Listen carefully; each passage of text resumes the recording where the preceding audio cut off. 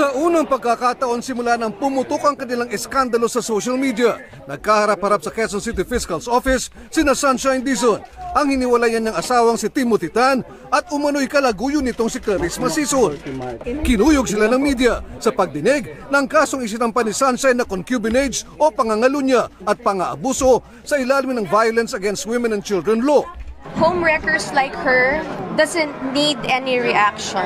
If she's thinking that I will do something here to make, an eksena or whatever, no, I will not do that.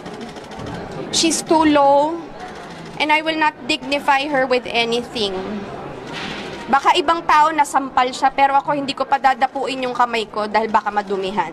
Nagtrending ang high-profile case dahil sa revelasyon ng dating child star ng pangangaliwa umano sa kanya ni Tan at Sison na kapitbahay nila sa isang condo building.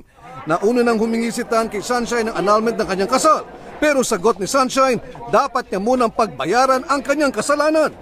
I'm getting emotional because of the pain that they caused my children. Not to me anymore. Kasi kaya ko naman. Pero yung sakit na dinaanan ng mga anak ko, yan ang walang kapatawaran.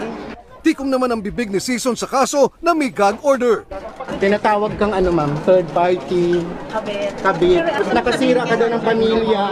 No comment muna, the case is pending already. Umaasa si Tan, papayag si Sunshine na magkaroon ng settlement sa kaso. Nauna nang pinayagan ni Sunshine na magkaroon siya ng visitation rights sa kanilang dalawang anak.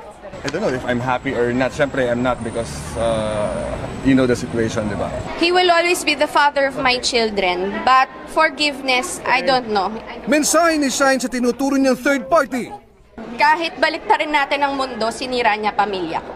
Tinakda ng fiskal ang pagsumite ni Tan at Sison ng kanilang counter affidavit sa susunod na pagdinig sa August 25. Mario Dumawal,